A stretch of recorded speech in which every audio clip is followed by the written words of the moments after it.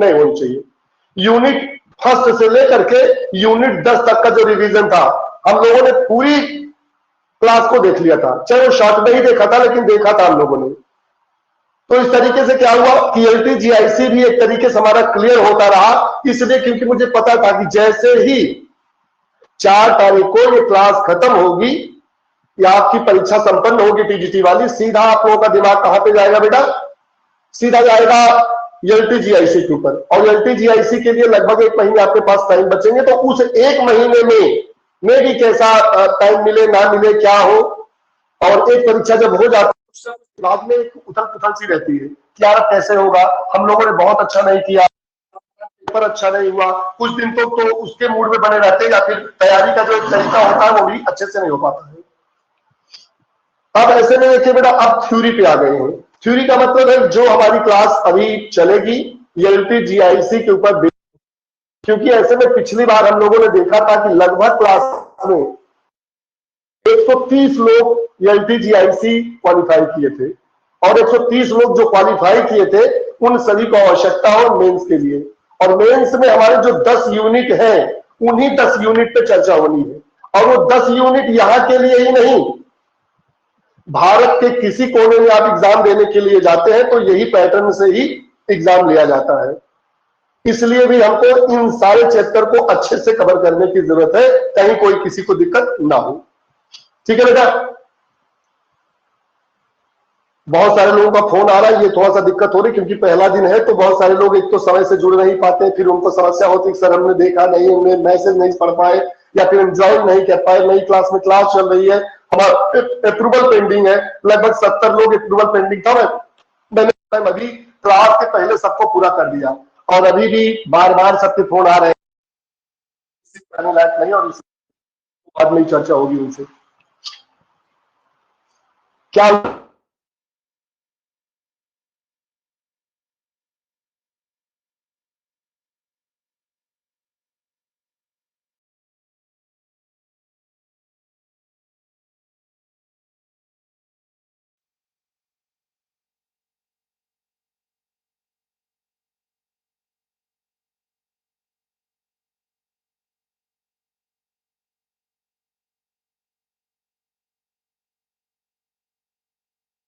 Sir आवाज नहीं आ रही है।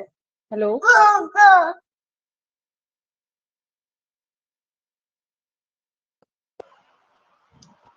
हमने कहा बहुत सारे लोग परेशान जो हैं इस बात को लेकर के क्लास चालू हो गई, हमको पता सबको था, सुबह से मैसेज चल रहा है, और एक टाइमिंग हमने दे दिया था कि 2 बजे, इसीलिए 2:08 तक हम वेट करते रहे कुछ लोगों के अप्रूवल को पेंडिंग ठीक करने के लिए, और वो जहां तक ठीक होना था ठीक हो गया।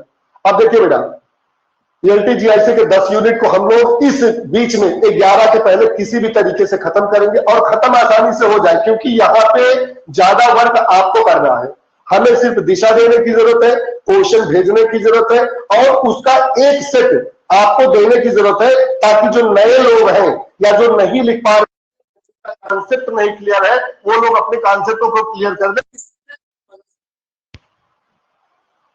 ठीक है बेटा?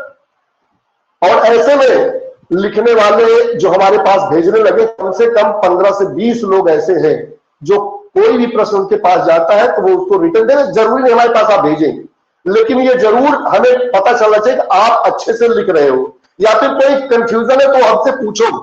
अगर वो चीजें नहीं क्लियर करोगे तो फिर उसका कोई सोल्यूशन हमारे पास नहीं है, फिर हम ये समझेंगे कि ये कहीं ना कहीं आपकी समस्या है और आप उसको खुद सॉल्व कर लोगे। चलो बेटा, ऐसे में सबके मन में बहुत सारे सवाल हैं, मैं जानता हूं, उन सवालों का निराकरण लास्ट में किया जाएगा। आज पहली क्लास है तो आज सिर्फ आपको एक जो पढ़ाई का हमारा स्टार्टिंग फेज है उसके आपको लाना है, और जो 10 यूनिट है उन 10 यूनिट को मैंने कई बार बताया भी, तो 10 यूनिट सबके दिमाग पे कहीं ना कहीं है, तो वहां पे दिक्कत नहीं है। इसलिए, और डाउनलोड मेरे पास कहीं सिलेबस भी है, अगर जरूरत पड़े तो मैं सिलेबस को दिखाते हुए आपकी तरफ बढ़ जाऊंगा ताकि वहां भी आपको दिक्कत ना हो। जो फिजिकल एजुकेशन की हिस्ट्री है, ठीक है, प्रिंसिपल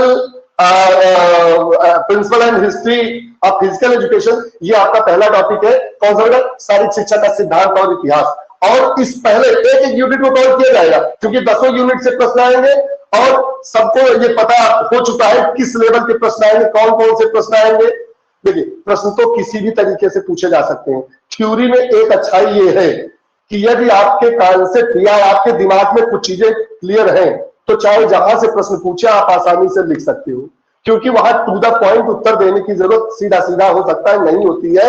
या ये कह सकते हो कि शारीरिक शिक्षा के लक्ष्य की चर्चा की गई है, या उद्देश्य की चर्चा की गई है, या महत्व की चर्चा की गई है, या आवश्यकता की चर्चा की गई है, या भ्रांतियों की चर्चा की गई है, या बदलते स्वरूप की चर्चा की गई है, या भारत या विश्व में जो खेलों का इतिहास रहा उसकी चर्चा की गई है, या जो भी भारतीय संस्थाएं रही हैं जिन्होंने शारीरिक शिक्षा के क्षेत्र में अग्रणी कार्य किया, या जिन्होंने शारीरिक शिक्षा को बढ़ावा देने के लिए इंस्टीट्यूट खुले, उन सभी इंस्टीट्यूट को देखने की जरूरत है। किसमें बेटा? यूनिट फर्स्ट में। यूनिट फर्स्ट में इतने हैं। यूनिट फर्स्ट की मैं चर्चा करता हूं, सीधा क्लास पे आपको लाता हूं, यहां से संबंधित मैं एक बात प्रश्न दिया हूं, आज फिर से प्रश्न दूंगा। प्रश्न जो भी दूंगा उनके कॉन्सेप्ट आप बनाएंगे, मटेरियल यहां से मैं प्रोवाइड करूंगा, और कोशिश आपकी ये होनी चाहिए कि जो भी पढ़ाया जा रहा है या जो भी दिया गया है उस पे आपकी कलम 120 शब्द या जो 200 शब्दों का प्रश्न है आप उन पे लिखने की कोशिश करें। अच्छाई ये है कि हर प्रश्न को 200 शब्दों में ले जाने का प्रयास करें। 200 शब्द तक आप ले गए हैं तो निश्चित रूप से जो आपके 120 शब्द में जो भी प्रश्न पूछे जाएंगे उनकी आप सही से व्याख्या कर पाएंगे। वहां हाँ, जिस तरीके का प्रश्न है उसी तरीके से उत्तर देने की आवश्यकता भी है, ये भी आप ठीक है ना। चलिए मैं आपको लाता हूं सीधे टॉपिक पे, और एक मिनट कुछ थोड़ा सा लाइट हमको लग रही है, नहीं लग रही, ठीक है सही है। पहला ही बेटा यूनिट जो फर्स्ट है, उस यूनिट फर्स्ट में अगर देखा जाए कितने प्रकार के प्रश्न पूछे जा सकते हैं इसकी चर्चा करने की जरूरत है। और इन सारे प्रश्नों को मैं आज ही की डेट में लगभग 2-2 प्रश्न देता रहूंगा, ताकि 2-2 प्रश्नों से कम 10 प्रश्न आपके पास जाए, और उन 10 प्रश्नों पर आपकी हैंड राइटिंग कम से कम 4 घंटे हो। कितने? 4 मतलब एक शिफ्ट में नहीं, इससे बाय स्टेप आप लिखिए। एक प्रश्न लिख लिए, 10 मिनट आपका 15-20 मिनट खर्च हुआ, फिर 20 मिनट के बाद होल्ड कर लीजिए, 2 मिनट रेस्ट कीजिए, फिर से 20 मिनट लिखिए, फिर से 10 मिनट से फिर से 20 मिनट लिखिए। इस तरह से क्या होगा, इंटरवल ट्रेनिंग की तरह हमें आगे की तरफ बढ़ रहा है। जब इंटरवल ट्रेनिंग की तरफ हम बढ़ेंगे तो निश्चित रूप से हमारे लिखने की जो कैपेसिटी है, जो हमारे हाथों की एक संरचना है, वो काफी अच्छी हो जाएगी, और वहां पे हम लोग कुछ अच्छा कर पाएंगे, वहां पे दिक्कत नहीं होगी। ठीक है बेटा। तो हम क्या कहते हैं, शारीरिक शिक्षा का सिद्धांत और इतिहास, ये हमारा क्या बेटा पहला यूनिट का एलटीजीआईसी में पहला यूनिट है। और इस पहले यूनिट में अगर देखा जाए तो कुल 7 टॉपिक हमने बनाए हैं, कुल 7 टॉपिक बनाए हैं, और इन 7 टॉपिक में इसी के आधार पर प्रश्न ही आते हैं। आप याद रखें, इसी के आधार पर पूछे जाएंगे, हम ये प्रश्न भी आपको बना के दिखाएंगे, और मैंने इनसे लगभग प्रश्न आपको बना के दे भी चुका हूं, फिर भी क्योंकि नए तरीके शुरू कर रहे हैं इसलिए यहाँ पे जरूरत है इसकी। पहला क्या होगा, शारीरिक शिक्षा का अर्थ और परिभाषा। ये तो बिल्कुल मुख्य पॉइंट है, यहां से प्रश्न आना ही आना है। प्रश्न नहीं आएगा तो भी अगर इस यूनिट से कहीं से भी आएगा तो भी आपको शारीरिक शिक्षा के अर्थ की बताने की आवश्यकता होगी, और परिभाषा में कम से कम 2-3 परिभाषाएं टू द पॉइंट आपको याद होनी चाहिए। टू द पॉइंट का मतलब बनाते नहीं। अगर ओवर ट्यूफर ने कुछ कहा है तो ओवर ट्यूफर के शब्दों में, जेबी नैश ने कहा तो जेबी नैश के शब्दों में, मतलब जिन्होंने जो कहा है उन्हीं के शब्दों में आपको लिखने की जरूरत है यदि आप पूरा नंबर पाना चाहते हैं तो इसलिए आज जो पहला दिन है, आज आप सबकी जिम्मेदारी होनी चाहिए कम से कम 4 से 5 परिभाषा आप निश्चित रूप से रट लें, याद कर लें, एक बार नहीं 2 बार लिखें, सरल परिभाषाएं लिखें, जरूरी नहीं कि बड़ी परिभाषाएं ही लिखें, वहां पे नाम हो सकता है कि ना आए, सिर्फ आए क्या कि शारीरिक शिक्षा का अर्थ एवं परिभाषा स्पष्ट कीजिए 120 शब्दों में। अगर 120 शब्दों में लिखने के लिए आया है तो सबसे पहले मैं बताना शारीरिक शिक्षा क्या है, फिर हमको आगे की तरफ बढ़ना है कि शारीरिक शिक्षा की परिभाषा निम्नलिखित लोगों के अनुसार। अब आपने वहां पे डाल दिया ब्राउन रेलवे के अनुसार, क्रोइंको के अनुसार, इनके अनुसार, मतलब जो भी 4-5 लोगों का नाम आपको याद आता है, जो भी परिभाषा आपको सरल थी उनके अनुसार आप परिभाषा को लिखकर खत्म करेंगे। फिर बेटा दूसरे टॉपिक पे आते हैं, क्या है शारीरिक शिक्षा का लक्ष्य और उद्देश्य। यहां से भी मान के चलिए कि यूनिट फर्स्ट से प्रश्न कहीं ना कहीं आएंगे जरूर, चाहे थोड़ा सा ही पूछा जाए, चाहे घुमा फिरा के पूछा जाए, लेकिन लक्ष्य और उद्देश्य की भी चर्चा की जाती है। हमने लक्ष्य और उद्देश्य को कई बार बताने का प्रयास किया और बताया भी है, इसलिए सबको क्लियर होगा। हमने बताया है कि शारीरिक शिक्षा का जो लक्ष्य होगा वो एक होगा, सर्वांगीण विकास करना, और उद्देश्य की चर्चा होगी तो इसका मतलब उद्देश्य सही हो सकती है, सामाजिक हो सकता है, मानसिक हो सकता है, सामाजिक हो सकता है, सांवेगिक हो सकता है, ठीक है, तो कई हो सकता है। और एक बात, जब उद्देश्य की चर्चा करता है तो एक बात और आप याद रखें कि उद्देश्य में कभी कभी जो राइटर हैं, जो फिजिकल एजुकेशन के जो राइटर हैं, उनके अनुसार भी यह पूछे जाने की संभावना होती है। याद रखें इस चीज को, उनके अनुसार भी पूछे जाने की आवश्यकता होती है। इसलिए आप 2-3 लोगों के अनुसार जो शारीरिक शिक्षा का उद्देश्य है वह भी अपने दिमाग पे रखें। तीसरा क्या बता, शारीरिक शिक्षा की आवश्यकता और महत्व। यहां भी 3-4 प्रकार की जो उद्देश्य शारीरिक शिक्षा के महत्व या आवश्यकता की चर्चा की गई है शिक्षा के क्षेत्र में, शारीरिक शिक्षा के क्षेत्र में, या जो अन्य चीजें कई बार जो अन्य चर्चाएं हुई या जो अन्य टॉपिक है उनके अनुसार भी महत्व को जानने की आवश्यकता है। ऐसे में सामान्य तो आप बता लोगे कि शारीरिक, मानसिक, सामाजिक, ये तो आपने बता दिया, लेकिन किस में आएगा इसको भी जानने की जरूरत है। यदि अच्छे नंबर पाना है तो हमें थोड़ा सा हट के लिखने की जरूरत है। अगला मेरा चौथा इसमें टॉपिक है शारीरिक शिक्षा का जैविक आधार। जीवन के जो आधार की चर्चा की गई है, वृद्धि एवं विकास की जो चर्चा की गई है, या हेरिडिटी की जो चर्चा की है, आनुवंशिकता की जो चर्चा की गई है, उसकी व्याख्या यहां पे की जाएगी। भारत और दुनिया में शारीरिक शिक्षा का इतिहास, ये क्या है, बड़ा टॉपिक है। और यहां से मान के चले कि एक प्रश्न आएगा ही आएगा। अगर 20 प्रश्न बनाए जा रहे हैं, 8 नंबर और 12 नंबर के 10-10 प्रश्न अगर बनाए जा रहे हैं, जिनमें संख्या टोटल अगर 20 प्रश्नों की हो रही है, तो उन 20 प्रश्नों में आप याद रखें कि एक प्रश्न यहां से जरूर आएगा, भारत और दुनिया में शारीरिक शिक्षा का इतिहास। अब ऐसे में भारत में तो व्याख्या कर लेंगे आप, भारत की व्याख्या कर लेंगे, कहां से शुरू हुआ कहां से खत्म हो रहा है। लेकिन अगर इसी को थोड़ा सा हम लेके चले जाए कहां पे, विश्व में, वर्ल्ड में जो फिजिकल एजुकेशन की हिस्ट्री है वहां पे लेके चले जाए, तो निश्चित रूप से आप देखेंगे कि यहां पे जो कम से कम 4 से 5 देश, और उन 4 से 5 देशों में किसी की भी चर्चा हो सकती है। चाहे ग्रीस की चर्चा हो जाए, मीन्स एथेंस की चर्चा हो जाए, यूनान की चर्चा जिसे बोलते हैं, चाहे जर्मनी की चर्चा हो जाए, चाहे डेनमार्क की चर्चा हो जाए, चाहे स्वीडन की चर्चा हो जाए, चाहे रोम की चर्चा हो जाए, या किसी अन्य देश की भी चर्चा वो कर सकता है।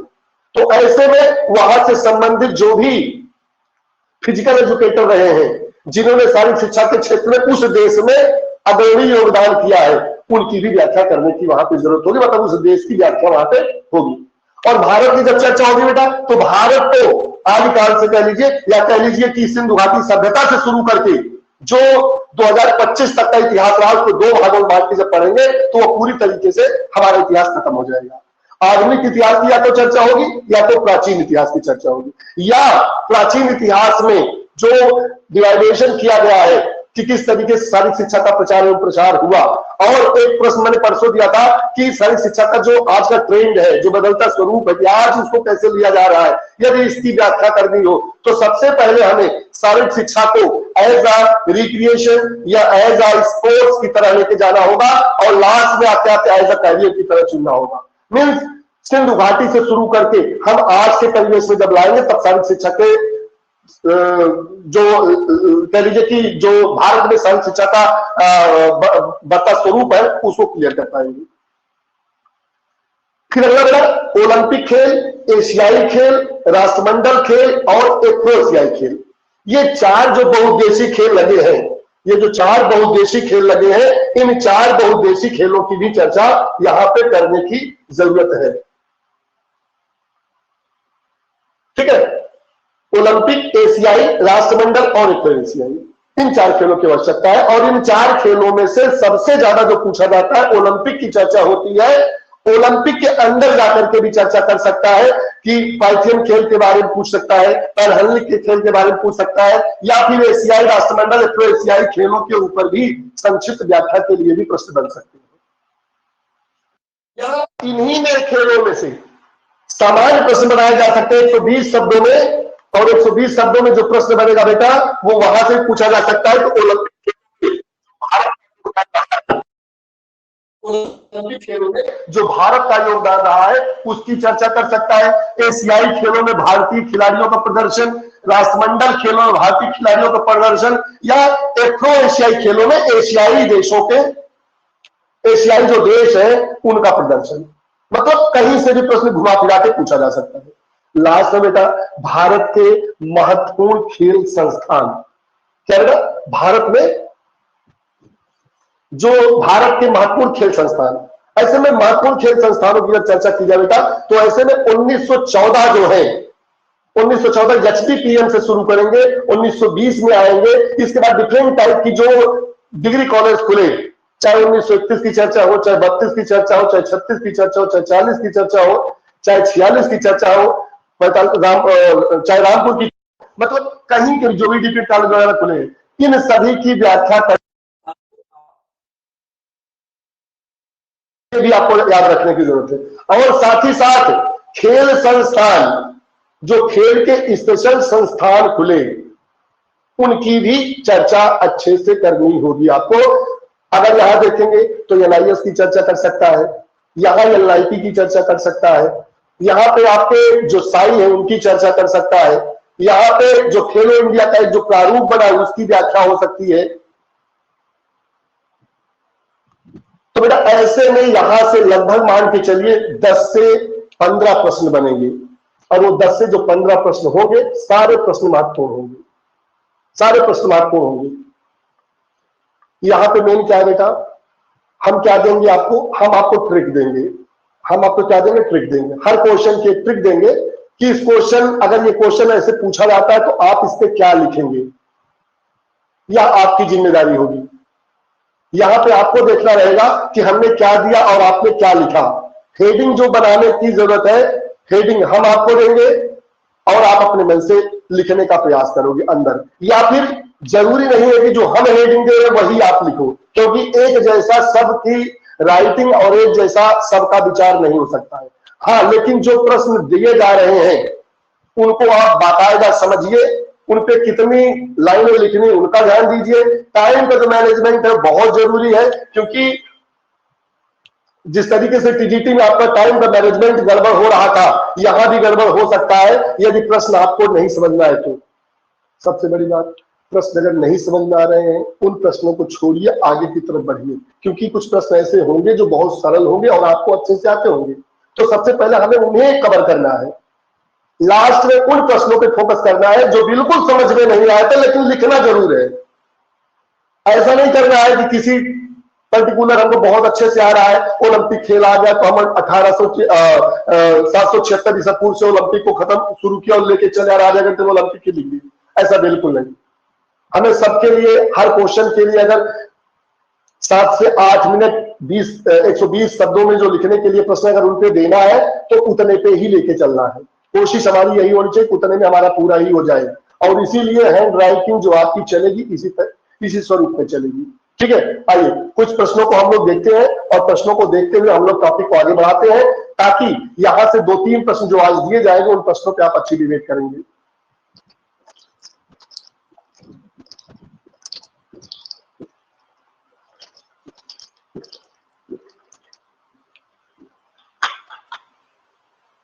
देखिए, बहुत सारे लोग क्लास नहीं ज्वाइन कर पाए, उनको दिक्कत हो रही होगी, लेकिन वो रिलैक्स कर लेंगे, ठीक, कोई दिक्कत नहीं। आज जब क्लियर हो जाएगा तो वो एक जो कंफ्यूजन है कि हम नहीं देख पाए वो सारा कुछ क्लियर होगा। बाकी वीडियो रिकॉर्डिंग लगी, कोई दिक्कत नहीं होगी। मेरा पहले यूनिट में हमको इतना पढ़ना है, परिभाषा पढ़नी है, अर्थ पढ़ना है, लक्ष्य पढ़ना है, उद्देश्य पढ़ना है, आवश्यकता और महत्व पढ़ना है, जैविक आधार जो जीवन है, जीवन का जैविक आधार सारी शिक्षा के क्षेत्र में उसको पढ़ना है, भारत और दुनिया में सारी शिक्षा को पढ़ना है, ओलंपिक, एशियाई राष्ट्रमंडल, पूरे एशियाई खेल पढ़ना है, भारत के जो डिफरेंट टाइप के विभिन्न प्रकार के जो संस्थान है खेलों के क्षेत्र में उनकी चर्चा करनी है। ठीक है, आइए आगे बढ़ते हैं। शारीरिक शिक्षा का अर्थ, पहला हमने कहा कि कुछ आए ना आए, ये आप 100% मान के चलिए कि ये प्रश्न आपके पास जाएगा ही जाएगा। एक मिनट,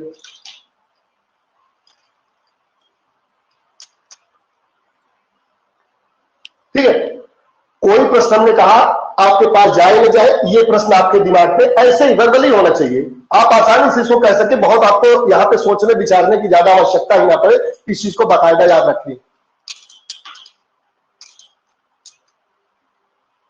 ठीक है बेटा, इस चीज को बाकायदा याद रखें ताकि यहां पे आपको कोई दिक्कत ना हो। हमने क्या कहा बेटा? हमने कहा शारीरिक शिक्षा का अर्थ एक सीधा सा शब्द है, शारीरिक शिक्षा का अर्थ।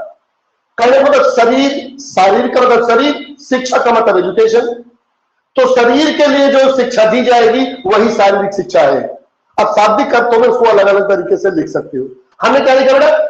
शारीरिक कार्यक्रम के द्वारा एक बच्चे का शारीरिक एवं मानसिक रूप से स्वस्थ बनाने के लिए जो शिक्षा दी जाती है वो शारीरिक शिक्षा है। किसके लिए बेटा? शारीरिक एवं मानसिक रूप से किसी व्यक्ति को या किसी बच्चे को स्वस्थ बनाने के लिए जो शिक्षा दी जाएगी वो शारीरिक शिक्षा है। दूसरे शब्दों में क्या बेटा? शारीरिक शिक्षा को शारीरिक प्रशिक्षण, शारीरिक संस्कृति, ड्रिल, जिम्नास्टिक आदि रूपों में जाना जाता है। आपने देखा होगा, अभी इन बीच में बदलते स्वरूप की जब चर्चा करेंगे तो इसके जो 5 स्वरूप हैं उनकी जब व्याख्या करेंगे तो समझ में आ जाएगा कि सबसे पहले इसको जिम्नास्टिक कहा गया, फिर कुछ कहा गया, फिर कुछ कहा गया, फिर कुछ कहा गया, और लास्ट में इसको शारीरिक शिक्षा के रूप में 1920 में आज देखा जाने लगा है। तो कहने का मतलब यही है, क्या कहेगा कि शारीरिक शिक्षा को शारीरिक प्रशिक्षण, शारीरिक संस्कृति, ड्रिल, जिम्नास्टिक आदि रूपों में इसको जाना जाता है। या सामान्य शब्दों में कहे तो सीधा सा शब्द है बेटा कि शरीर के लिए जो शिक्षा दी जाएगी वह शारीरिक शिक्षा है, या शरीर के माध्यम से जो शिक्षा दी जाएगी वो शारीरिक शिक्षा है। आप जाते हो बच्चों को लेकर ग्राउंड में पहुंचते हो, सावधान, विश्राम, आगे मुड़, पीछे मुड़, या जो भी है ड्रिल अर्जिंग कराते हो, या फिर जो भी एक्टिविटी कराते हो, रनिंग कराते हो या कुछ भी कराते हो, जो भी इस टाइप की है वो क्या बेटा शरीर के माध्यम से दे रहे हो। मतलब है जब डेमोन्स्ट्रेशन करवाते तो आप दिखाते हो मैं शरीर के माध्यम से दिखा, तो वहां क्या बेटा सीधी सी बात है कि शारीरिक शिक्षा को शारीरिक प्रशिक्षण या संस्कृति, जिम्नास्टिक आदि को जाना जाता है। हमने कहा शारीरिक शिक्षा की परिभाषा। तीसरा टॉपिक यहाँ पे क्या बेटा? शारीरिक शिक्षा की परिभाषा। परिभाषा हमने कही कि जो सरल हो उसी परिभाषा को याद करो। सरल परिभाषा मैंने कुछ 3-4 परिभाषाएं लिख दी है ताकि यहाँ पे आपको कोई दिक्कत ना हो और आप आसानी से बता सको। हमने जेपी थॉमसन के अनुसार जो जेपी थॉमसन की परिभाषा है उसको मैंने यहाँ पे लिखा है, और सबसे छोटी परिभाषा समझ में आती है जो जेपी थॉमस महोदय उन्होंने क्या कहा? मतलब शरीर के द्वारा, मतलब ये जो बॉडी है हमारी शरीर है, इस शरीर के द्वारा क्या किया उन्होंने? शरीर के लिए की गई क्रिया शारीरिक शिक्षा तरह। कितनी सरल परिभाषा, मतलब अगर इसको चलते फिरते अगर दो लोगों के बीच में कहावत की तरह याद करो तो भी याद हो जाएगी। क्या लिखा है? शरीर के द्वारा शरीर के लिए। क्या लिखा है इन्होंने? शरीर के द्वारा शरीर, क्या लिखा? शरीर के द्वारा शरीर के लिए की गई क्रिया शारीरिक शिक्षा कहलाती है। कितना सरल सटीक शब्द इन्होंने जोड़ा, और इससे सरल कोई परिभाषा शायद ही हो सकती है। इसलिए जो जेपी थॉमस की परिभाषा है, इस परिभाषा को सभी लोग याद करेंगे। क्या बेटा? शरीर के द्वारा शरीर के लिए की गई, शरीर के लिए की गई क्रिया शारीरिक शिक्षा है। दूसरी परिभाषा हमने बेटा सामान्य से ली है, ये भी बहुत प्रचलित परिभाषा सभी लोग जानते हैं कि बेटा जेफ विलियम्स के अनुसार, जेफ विलियम्स ने क्या कहा बेटा? शारीरिक शिक्षा शारीरिक क्रियाओं का योग है। ये क्रिया योग है, इसको क्रियाओं लिख लीजिएगा, क्रियाओं।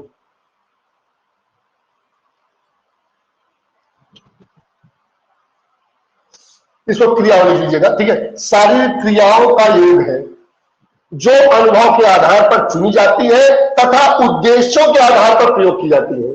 क्या योग है बेटा? कि शारीरिक शिक्षा शारीरिक क्रियाओं का योग है जो अनुभव के आधार पर चुनी जाती है तथा उद्देश्यों के आधार पर प्रयोग की जाती है। यह भी परिभाषा सामान्य है, इनसे भी सामान्य परिभाषा और है, मैं दिखाता हूं आपको। ओबर्ट ट्यूफर की परिभाषा है। ओबर्ट ट्यूफर ने क्या कहा था? शारीरिक शिक्षा उन अनुभवों का कुल योग है जो व्यक्ति विशेष को शारीरिक क्रिया से प्राप्त होते हैं। किनसे प्राप्त होते हैं? शारीरिक क्रिया से प्राप्त होते हैं। सीधी सी परिभाषा ओबर्ट ट्यूफर महोदय ने बताई है। जेबी नैश ने क्या कहा था? शारीरिक शिक्षा संपूर्ण शिक्षा क्षेत्र का वह प्रभाव है जो बड़ी मांसपेशी क्रियाओं होता है। और इसको याद करके कि हम लोगों ने ट्रिक भी बनाई थी, ठीक है, कि जब बड़ी मांसपेशियों की चर्चा होगी या उन अनुभवों का कुल योग की चर्चा होगी ठीक है, अनुभव से ओवर ट्यूफन को याद कर लिया था। कुल अनुभव का जब योग की चर्चा होगी तो ओवर ट्यूफन जी आ जाएंगे। कैसिडी की हम लोगों ने याद की थी कि शारीरिक क्रियाओं पर ये वाली परिभाषा भी बहुत सरल है। ये वाली शारीरिक क्रियाओं पर केंद्रित अनुभव द्वारा जो परिवर्तन होता है शारीरिक शिक्षा कहलाता है। यह भी सामान्य परिभाषा, तो यहां भी ज्यादा दिक्कत नहीं है। आगे क्या बेटा, EHC बाकी है। शारीरिक शिक्षा के कार्यक्रम का वह भाग है जो शारीरिक कार्यों द्वारा संपूर्ण बच्चे का विकास करती है। इससे भी सरल परिभाषा देखिए, 2-3 हमको पहले शुरू में चुनना है, ज्यादा नहीं। एक परिभाषा किसकी हम लोगों ने चुनी, एक परिभाषा हम लोगों ने इनकी चुनी।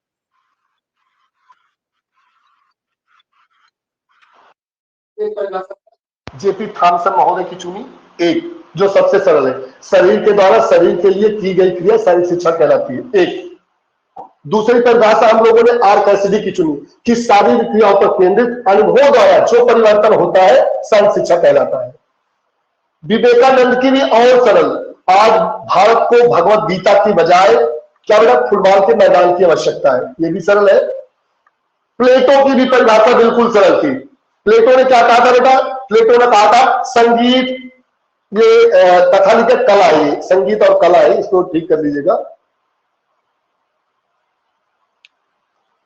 संगीत कला जिम्नास्टिक को एक आत्मिक विकास का माध्यम बनाना चाहिए, ये किसने कहा था बेटा, प्लेटो ने। सोफी की परिभाषा बेटा, स्वास्थ्य शिक्षा का संबंध व्यक्ति के स्वास्थ्य संबंधित व्यवहार से है। ये स्वास्थ्य शिक्षा लिख गया, शारीरिक शिक्षा होना चाहिए थोड़ा सा, का संबंध व्यक्ति के स्वास्थ्य संबंधित व्यवहार से है, ठीक है।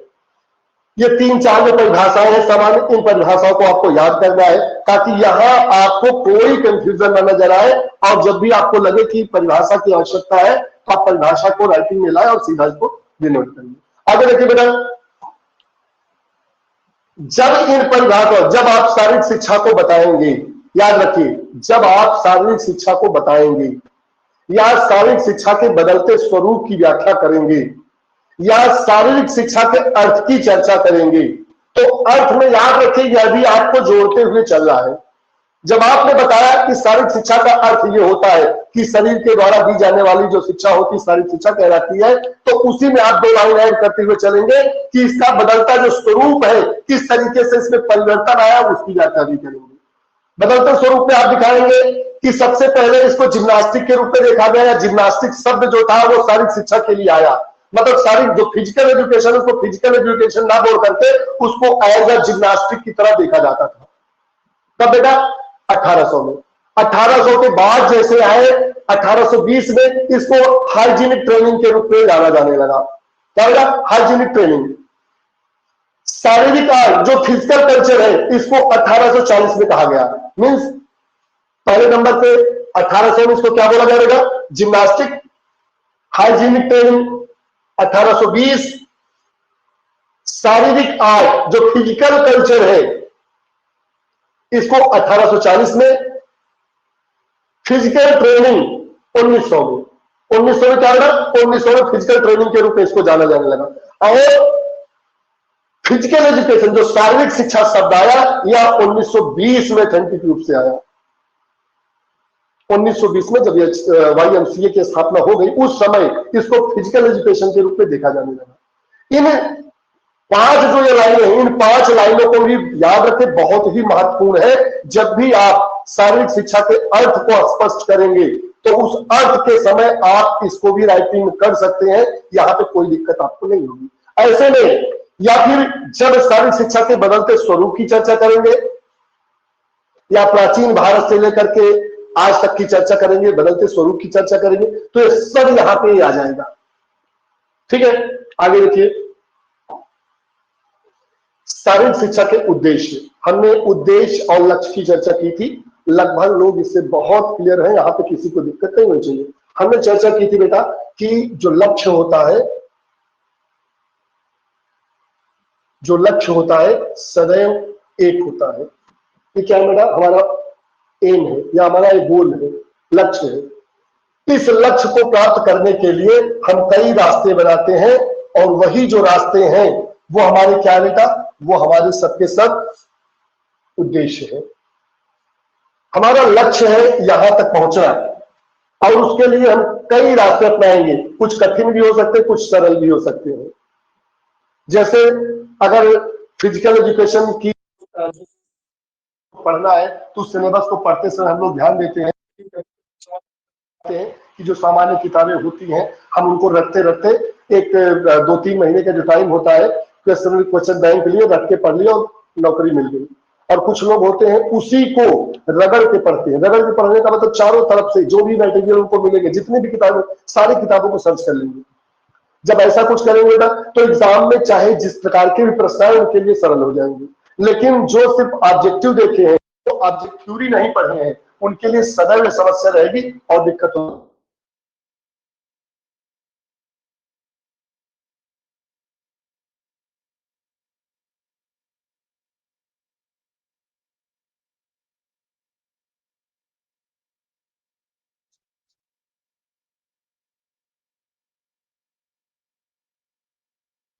तो ये ध्यान देने की जरूरत है ताकि यहाँ पे आपको कोई दिक्कत ना हो।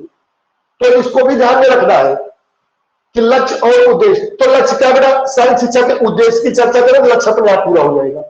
हमने उद्देश्य में क्या है, जो सामान्य उद्देश्य है, जो शारीरिक शिक्षा के सामान्य उद्देश्य है, अगर उनकी चर्चा की जाए तो शारीरिक, मानसिक, सामाजिक एवं सांवेगिक विकास जो है, ये क्या बेटा, ये सामान्य हमारे क्या बेटा उद्देश्य। अगर कोई भी बच्चा शारीरिक रूप से फिट हो जाए, मतलब कि जैसा हृष्ट पुष्ट हो जाए, मानसिक रूप से फिट हो जाए, मीन्स उसकी जो बुद्धि है, जो उसका विवेक है, सही दिशा में काम करने लगे, सामाजिक रूप से फिट हो जाए, मतलब उसका व्यवहार कुशल हो जाए, आज्ञाकारी हो जाए, जो भी कहे वो मानने लगे, और साथ ही साथ संवेगात्मक विकास हो जाए, उसके अंदर जो भाव है वो सही भाव उत्पन्न होने लगे, गुरु के लिए गुरु वाला, शिष्य के लिए शिष्य वाला, अपने पास पड़ोस के साथ पास पड़ोस वाला, या कह लो जो एक कोरिलेशन होता है, उनके साथ जो एक सामंजस्य बैठाने की प्रक्रिया होती है वह क्लियर हो जाए।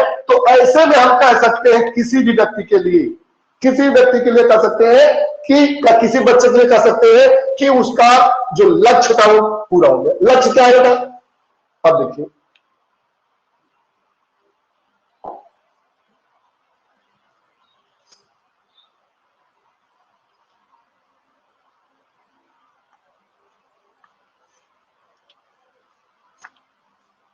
अगर हम लक्ष्य की चर्चा करें,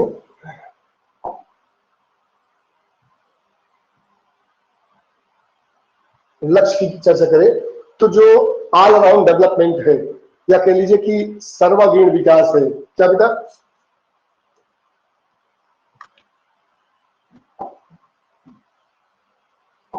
सर्वांगीण विकास,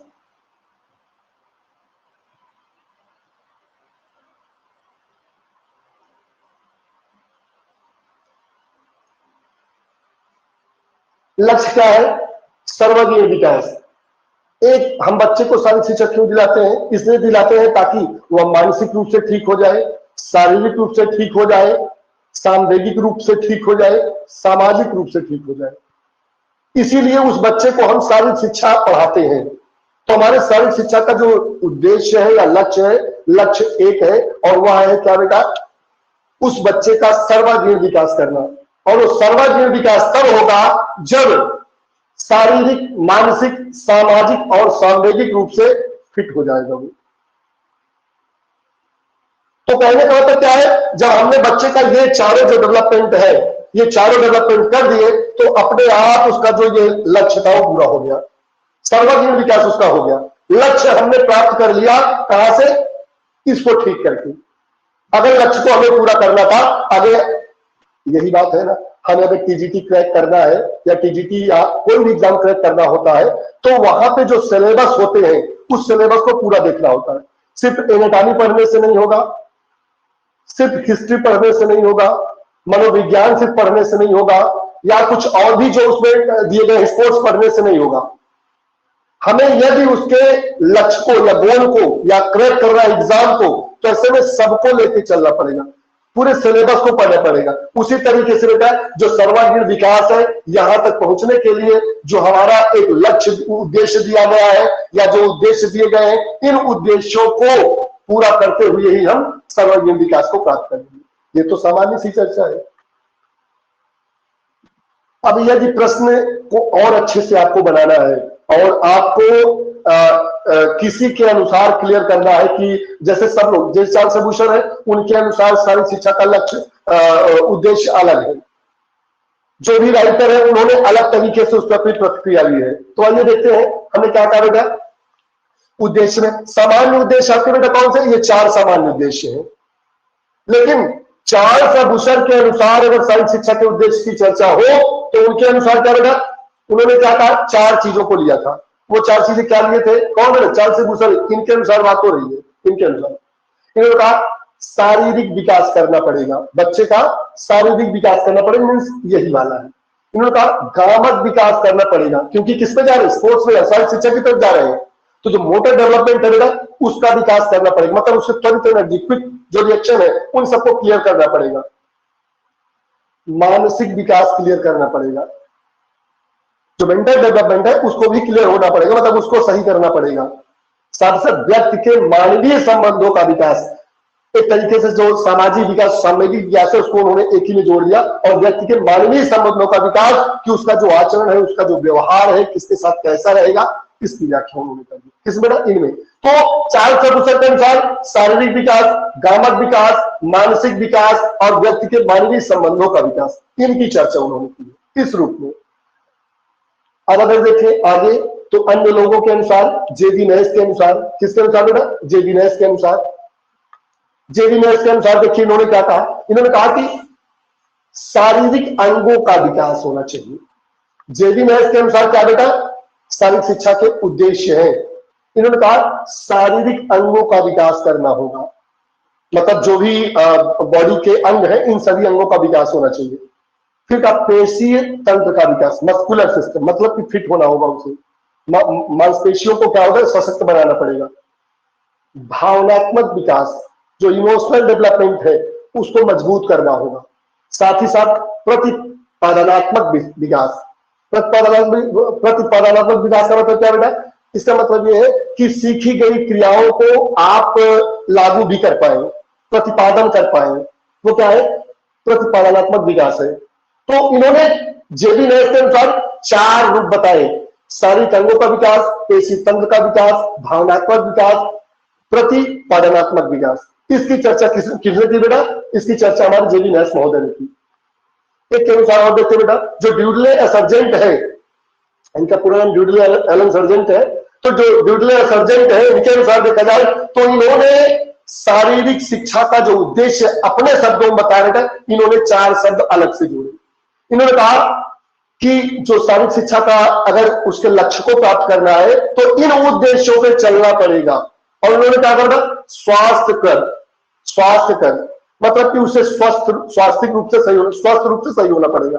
दूसरा, शिक्षाप्रद, इन्होंने कहा कि जो आप मतलब दे रहे हैं वो शिक्षा से संबंधित, मतलब जो भी आप उद्देश्य बता रहे हैं वह शिक्षा से संबंधित होना चाहिए। अगर शारीरिक शिक्षा के लक्ष्य को प्राप्त करना है तो जो आप दे रहे हैं वो कैसा होना चाहिए? शिक्षा से संबंधित होना चाहिए। मनोरंजनात्मक होना चाहिए। कैसा बेटा? रिक्रिएशनल होना चाहिए। वह कैसा हो? स्वास्थ्य के लिए सही हो, शिक्षा के लिए क्षेत्र में अच्छा हो, मनोरंजन के क्षेत्र में अच्छा हो, और साथ ही साथ निदानात्मक, निदान करने लायक हो। ठीक है? कैसा बेटा? निदान करने लायक हो। तो यदि इन तरीके से हम आगे की तरफ बढ़ेंगे बेटा तो ऐसे में हम किसके, जो शारीरिक शिक्षा का उद्देश्य है उसको प्राप्त कर लेंगे। और सबका जो मिला जुला रूप है, अब देखिए हमने लक्ष्य की चर्चा की, तो बालक या व्यक्ति का सर्वांगीण या संपूर्ण व्यक्तित्व का विकास, सीधे सीधे शब्दों में कहे तो शारीरिक शिक्षा का जो लक्ष्य है वह बालक या जो व्यक्ति है उसका सर्वांगीण या संपूर्ण व्यक्तित्व का विकास करना है। जो होल डेवलपमेंट है वह क्या बेटा? वो हमारे लक्ष्य का लक्ष्य है। किसका लक्ष्य है? हमारे फिजिकल एजुकेशन का। ऐसे में अगर प्रश्न देखें तो बताने में तो बहुत आसानी से खत्म हो गए, लेकिन यह कॉन्सेप्ट आपके दिमाग में आना चाहिए, और ये तब आएगा जब आप राइटिंग करेंगे, जब आप लिखेंगे। प्रश्न तो मैं आपको दे सकता हूं और प्रश्न के साथ इसके उत्तर भी आपको मैं सबमिट कर सकता हूं, यहां पे कोई दिक्कत नहीं है। उत्तर आपके पास पहुंचता जाएगा और उसको देख करके भी कुछ लोग लिख लेंगे, या कुछ लोग जो बहुत अच्छा लिखेंगे, मुझे लगेगा कि इन्होंने सारी चीजों को क्लियर किया है, पूरा किया है, उसको मैं ग्रुप में भेज दूंगा। तो प्रश्न जो भी आज से आप ये प्रण कर लें कि जो 10 यूनिट है, उन 10 यूनिट से बनने वाले समस्त प्रश्नों की मैं चर्चा कर रहा हूं, इस महीने में लगभग कवर करने का हम प्रयास करेंगे। अभी साइंस शिक्षा की आवश्यकता और महत्व है, तो ऐसे में अभी टॉपिक यहां पे पूरे नहीं हुए हैं। अगर यहां पे टॉपिक की चर्चा की जाए तो जो इसके अंदर भी बचा हुआ है मैं दिखा दूं। देखिए, जो चर्चा हम लोगों ने की, हमने अर्थ की चर्चा की, हमने परिभाषा की चर्चा की, हमने लक्ष्य की चर्चा की, हमने उद्देश्य की चर्चा की, आवश्यकता और महत्व की चर्चा भी नहीं की हमने, जैविक आधार की चर्चा नहीं की हमने। यह जो टॉपिक है, इस टॉपिक पे भी हम प्रश्न देंगे या फिर आपको एक क्लास के माध्यम से संक्षिप्त में समझाएंगे।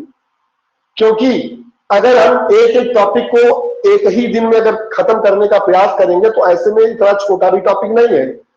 हम क्योंकि सारा कुछ पढ़ाए हैं, वीडियो आपके पास है, मैं यहां प्रश्न दूंगा, वीडियो आप पूरा देखेंगे, उस प्रश्न को पूरी तरीके से लिखेंगे और उस पर सिर्फ मैं चर्चा करूंगा कि आपने जो लिखा कितना अच्छा लिखा, क्या क्या नहीं लिखा, क्या क्या और ऐड करना चाहिए। ऐसी जो व्याख्याएं होंगी उसकी चर्चा हम लोग बोर्ड पे करेंगे, तो वहां पे दिक्कत नहीं होगी। और समझाने के लिए पीपीटी के माध्यम से ही हम लोग पढ़ेंगे।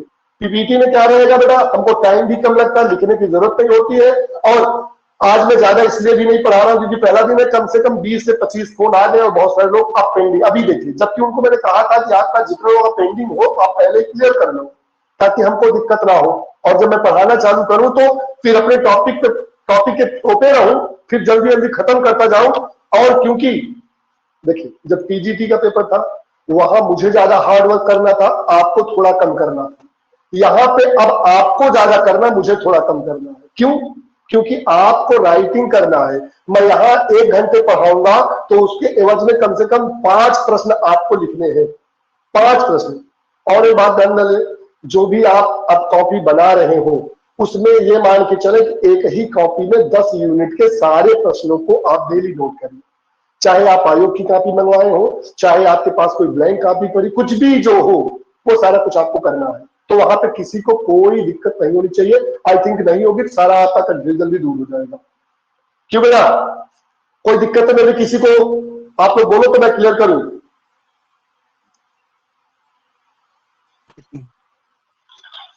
हेलो जी सर, कोई दिक्कत नहीं है।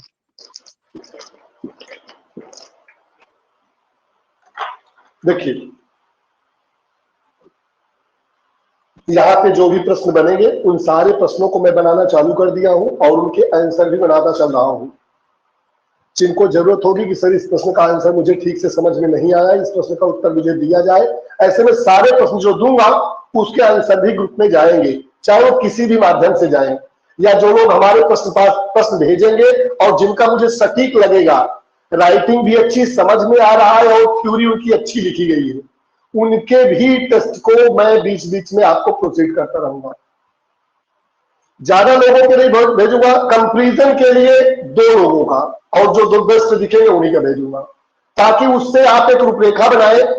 देखिए, ऐसा नहीं कि बिना नकल किया हो जाएगा। नकल का मतलब वो नकल नहीं, नकल का मतलब किसी की लिखी गई कॉपी को नकल करना या कॉपी से उठाना या हमारी नकल करना, मेरा मतलब ये है। तो आपके पास जो भी सहायक सामग्री हो उनसे, या जो ग्रुप में मैं भेजूं उनसे, या कहीं से भी जहां से आपको लगे कि ये ऑथेंटिक मैटर मुझे मिल गया और अच्छा है, उनको भी आप लिख सकते हो। देखिए, ये वन लाइनर प्रश्न नहीं है, ये थ्योरी है। और थ्योरी में कॉन्सेप्ट, राइटिंग और लिखने का जो तरीका वो बिल्कुल स्पष्ट हो। राइटिंग और जो कलम का आप यूज कर रहे हैं वो कितनी अच्छी यूज कर रहे हैं, और देखने वाले का जो मन है आपकी राइटिंग को देख के कितना खुशी मिलती है, ये भी बहुत मायने रखेगा। वन लाइनर में या 10 शब्दों में आपके उत्तर कटते नहीं है, जो भी होता टिक करके मिल जाता, लेकिन बाकी सब जगहों पे नहीं मिलता है। इसलिए आप बिल्कुल याद रखें, कहीं दिक्कत नहीं होनी चाहिए। ठीक है बेटा? ये यहाँ तक आज का टॉपिक है। आज सिर्फ दिखाने के लिए, बताने के लिए शुरू किया हूं ताकि आप लोग एक्टिव हो जाए, क्योंकि बहुत सारे लोग नहीं जुड़ पाए थे, उनको भी हमें साथ लेके चलना है। ऐसे में 130 लोग हैं जो पिछली बार प्री को क्वालिफाई किए, मेंस में जो लोग आए हैं, ठीक है, उन सभी को लेने की जरूरत है। आज पहला था तो हो सकता है कभी कभी दिक्कत हो जाती है, कभी कभी लेट देखते, मैसेज नहीं देख पाते, छुट्टियों के दिन में इधर उधर हो गए, लेकिन जो लोग भी इधर उधर हुए थे अब वो इधर उधर ना होकर के सीधा फोकस कर टू द पॉइंट है। ठीक है बेटा, आप लोग कुछ बोलना तो बोलो, मैं वीडियो ऑफ कर लेता हूँ। जी बेटा जी। जो हमारी ये परीक्षा है, इस परीक्षा को हम क्रैक करके दिखाएंगे, यहाँ कोई दिक्कत नहीं होगी। और मैं 100% बताऊं, मैंने कुछ लोगों की पीडीएफ पढ़ी है, कुछ लोगों की लाइनों को देखा, कुछ लोगों की राइटिंग को देखा जो बहुत ही बेहतरीन लिखते हैं, और मुझे पूर्ण विश्वास है कि यदि यह जो प्रतिक्रिया यहाँ थी वहां भी अगर हो गई 100% क्लियर हो जाएगा। दूसरी बात बेटा, एक बात और आप याद रखिए, कभी कभी आपका लक, आपका जो गुड लक होता है आपका साथ नहीं देता है। आप बहुत अच्छा सोचते हो, बहुत अच्छा करते हो, लेकिन उस एग्जाम के टाइम में आपका जो माइंड होता है कुछ इस तरीके से वाइब्रेट हो जाता है कि बिल्कुल आप पैनिक हो जाते हो, फिर आपको समझ नहीं आता हम क्या करें, क्या लिखें। कभी कभी मन होता है बंद ही कर दें। उस जो वो आपकी जो एक बैड लक है उसको आपको दूर करना है। कहीं ना कहीं आपको गुड लक की तरह चलना है, हर समय आपको अपने आप को पॉजिटिव रखना है। पॉजिटिव रखने का एक ही तरीका है, आप ये सोचो कि मैंने पूरा पढ़ा है। जो मैंने अभी दिखाया ना, ये 7 टॉपिक जो अभी मैं दिखा रहा था, इस टॉपिक को दिखाने से पहले अगर मैं बताऊं तो आप ऐसे ही बोल दो, अरे सर ये तो मैं सब जानता हूं, ये मैंने तो आप कई बार पढ़ाए, कोई दिक्कत नहीं। जहां से आज पूछो तो आज मैं बता दूं, या लाइटी से आप पूछिए मैं बता दूं, आप साई से पूछिए मैं बता दूं, आप कहीं और संस्था से पूछिए मैं बता दूं, भारत का पूरा इतिहास आपके सामने रख दूं। ये बेटा जब विचार चलने लगेगा तो थ्योरी में आपको बहुत मजा आएगा, और उसी की जरूरत है मुझे। ठीक है बेटा, आप लोग कोशिश कीजिए, मैं आपके पीडीएफ को तैयार करता हूं, आप सबको शाम तक मैं प्रेषित करता हूं, और आप लोग जब भी प्रश्न मिले उस प्रश्न को 24 आवर 24 घंटे के अंदर आपको पूरा करना ही है। अगर अब नहीं पूरा करोगे तो मैं फिर एक बार यही मान के चलूंगा कि जैसे पीजीटी में कुछ लोग बाद में पछता रहे हैं, करे सर थोड़ा सा गलती हो गई, थोड़ा सा गलती हो गई, लेकिन 90 के पार जो किए वो भी आपके ही बीच के लोग हैं, कहीं अलग के नहीं आए हैं। चाहे वो बोलते रहे हो, चाहे ना बोलते रहे हो, चाहे करते कैसे भी, लेकिन उनका स्कोर मुझे दिखा। और जो जानते हो जो रिजल्ट होता है बेटा, वही आपकी क्या है, एक तरीके से कह लो प्रामाणिकता है, आपका वो प्रमाण है कि आपने पढ़ा है। नौकरी पाने के बाद कोई नहीं पूछता है कि आपने कितना पहले पढ़ा, कितना बाद में पढ़ा, आप पा गए, इसका मतलब आपने हार्डवर्क किया। और इसी उम्मीद के साथ मैं डेली आगे बढ़ूंगा कि आप जो गलतियां पीछे हुई हैं उन गलतियों को दोबारा नहीं रिपीट करेंगे। कुछ लोगों से जो मेरी उम्मीद खत्म हो चुकी थी, उन उम्मीद के ऊपर मैंने देखा कि उनका जो एक मतलब खुद का उनका जो सोच थी, जो उनका एक विचार था, या जो उन्होंने किया था, या जितने प्रश्न उन्होंने क्लियर किए, सबके स्कोर मेरे पास लगभग है, सबके स्कोर मेरे पास है। जिन्होंने जितना वर्क किया था वो सब दिखा। एक दो लोगों के साथ बैड लग रहा, एक दो लोगों के साथ बैड लग रहा, वो चाहे जो भी कह लो, चाहे वो उनके वो अपने आप से पजल हो गए, या दिमाग उनका उसमें नहीं चला, या कोई मानसिक प्रेशर उनके लगा रहा, फिर भी उन्होंने अच्छा किया। ठीक है बेटा, तो सबके साथ सबका लक नहीं चलता है, इसलिए आप याद रखें, कोशिश करें पूरी तन्मयता के साथ। और एक महीना बहुत होता है, एक महीना इसलिए बहुत है, मैं बता दूं क्यों बहुत है, बहुत इसलिए क्योंकि सब आपने पढ़ा है। इस यूनिट को, इस यूनिट समस्त यूनिट को हमने एक बार नहीं कई बार बताया है। अब तो मैं प्रश्न दूंगा, मैं देखूंगा कि आप कितना करते हो, नहीं करते हो तो आपकी फिर से जिम्मेदारी बने कि आपने पूरा नहीं किया। अब बाकी कहिए तो मैं यहां से यहां तक लिख के लाऊं और उसको बाकायदा मैं एक एक लाइन बताता हूं, उससे कोई फायदा मिलने वाला नहीं है। अगर उतना देखना होगा तो मेरी वीडियो सारी पढ़ी है, वीडियो को देख के भी क्लियर किया जाएगा और वहां भी दिक्कत नहीं होगी। एक बार वीडियो को मैं रिवाइज करूंगा, जो नए लोग होंगे, जो फिजिकल एजुकेशन की हिस्ट्री वगैरह बिल्कुल नहीं जानते होंगे, उनसे एक मेरी उम्मीद होगी कि वो पूरी हिस्ट्री को बाकायदा पढ़ जाएंगे, वहां दिक्कत नहीं होगी। ठीक है ना? बाकी अब सही बताएं तो जो आपका रिजल्ट है, सबका मैं रिजल्ट बता दूं, टीजीटी का रिजल्ट आपके बीच बहुत जल्दी आएगा, आप देखते रहिएगा। आप उम्मीद नहीं कर पाएंगे कितना जल्दी रिजल्ट आपके बीच में आ गया। और यही मैं फिर बताता हूं, जितने लोग कहने वाले कहते रहे, मैं इसी ग्रुप में दिखाऊंगा कि आपके बहुत सारे लोग ऐसे हैं जिन्होंने 90 प्लस 100 के नजदीक स्कोर किया। वो कहीं ना कहीं सब कुछ अपनी कैटेगरी में जाए, कुछ गर्ल्स की कैटेगरी में, कुछ बॉयज की कैटेगरी में, कुछ DFF की कैटेगरी में, कुछ PH की कैटेगरी में, कुछ गर्ल्स की कैटेगरी में, कुछ बॉयज की कैटेगरी में, SC OBC EWS सबकी मेरिट जब कई प्रकार से बढ़ेगी ना, तो आप देखिएगा बहुत सारे लोग उसमें बहुत सटीक जगह पहुंचेंगे। इसलिए जो लोग अच्छा किए बेटा, वो लोग अपने आप को बिल्कुल इस सोच से परे कर ले, और यह जो डेली की सोच है ना, इस डेली की सोच से थोड़ा सा उबर जाए। हमें इसीलिए जो आपका जो टाइम दिया था, जिसे संक्रांति काल हम बोले थे, रिहेबिलिटेशन पीरियड जो था, उसको मैंने इसीलिए बढ़ा करके 1 हफ्ते से ज्यादा किया, ताकि आपके दिमाग को सारी चीज उतर जाने। मैं डेली क्लास लेता हूँ, डेली वही बातें होती है और कुछ ना हो, तो मुझे पता था, क्योंकि उससे लोग उबर नहीं पाते, क्योंकि जो एग्जाम होता है ना, आपको बहुत प्रेशर में रखता है। ठीक है बेटा, आज बंद की जाए क्लास, क्योंकि बहुत सारे लोग बाहर हैं, दिक्कत हो रही है, फोन पे फोन निकाल रहा है, बार बार काटे जा रहा हूं। कल से आप रेगुलर बनिए, और कल से अपनी क्लास को आप एक नई दिशा दीजिए। क्वेश्चन मैं आज ही से जो मैं पढ़ाया हूं, इनसे कम से कम 4 से 5 क्वेश्चन जो बनेंगे मैं अभी दूंगा, और उन पे अपनी राइटिंग आप जरूर करेंगे, चाहे जहां से करेंगे। ठीक है बेटा, बंद किया जाए। किसी को कुछ पूछना हो तो आप पूछ सकते हो, बाकी मैं सोचता हूं कि मैं सीधे देता हूं क्वेश्चन आपको।